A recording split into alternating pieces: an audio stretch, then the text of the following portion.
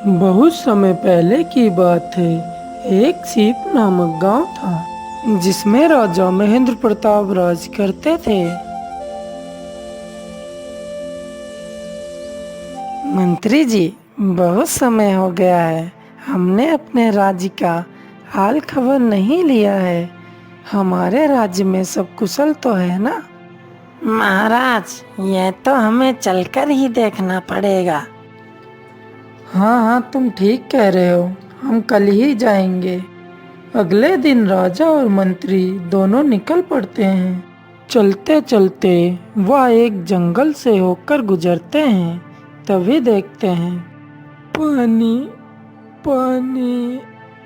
अरे दुष्ट, पानी चाहिए तो पहले मुझे उस खजाने का पता बता दे, वरना मैं तुझे तड़पा तड़पा कर मार डालूंगा।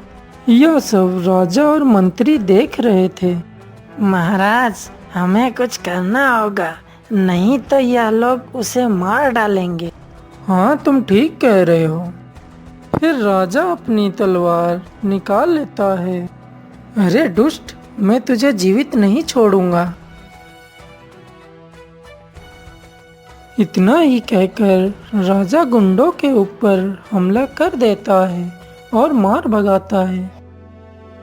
बाबा, तुम कौन हो और ये सब लोग तुम्हें क्यों मार रहे थे? अरे बेटा, मैं इन्हीं का साथी हूँ जो अपने बुरे कर्मों का फल भोग रहा हूँ। फिर वह अपनी सारी कहानी राजा को बता देता है।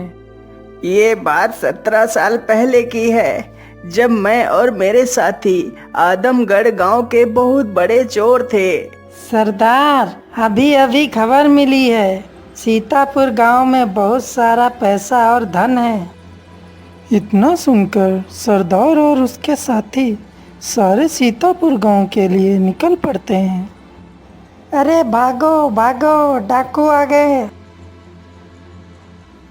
एक दिन की बात है, मैं गहरी निद्रा में सोया हुआ था।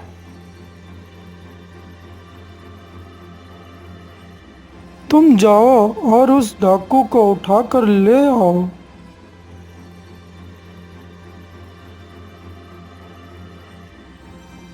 यमराज के कहने पर सरदार को यमदूत उठा ले जाते हैं। चित्रगुप्त, तुम देखो, इसके मरने का क्या समय है?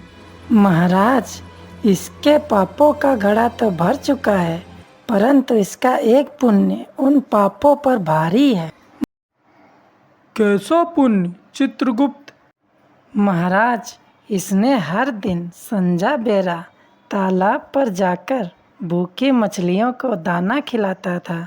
मैंने अपने साथियों को बहुत समझाया, पर उन लोगों ने मुझे बंदी बना लिया और खजाने के लिए मुझे बहुत मारा पीटा। पर मैंने खजाने का पता नहीं बताया। तुम मुझे बहुत नेक इंसान दिखाई देते हो, मैं तुम्हें खजाने का पता बता देता हूँ। फिर बाबा खजाने का पता राजा को बता देता है। राजा खजाने को पूरे गांव में बांट देता है। चलो मंत्री, हमें चलना चाहिए। हाँ महाराज, चलिए। फिर राजा और मंत्री वहां से निकल पड़ते हैं। चलते चलते राजा देखता है कि कुछ लुटेरे। चलो जल्दी चलो, हमें उस कुटिया के पास जाना चाहिए। हाँ, जल्दी चलो भाई। तभी वह लोग कुटिया के पास पहुंच जाते हैं। बाबा, मेरी मदद करो बाबा। क्या हुआ पुत्र, तुम इतना परेशान क्यों हो? बाबा, कुछ लुटेरे सैनिक का भेष बदलकर हमारा धन लूटना चाहते हैं। बाबा, मेरा धन अपनी कुटिया में छुपा लो और हमें यहाँ से जाने का मार्ग बता दो। ठीक है, तुम अपना धन मेरी कुटिया में रख दो और तुम पीछे के रास्ते से निकल जाओ। सैनिक यह सब दृश्य देख रहे थे।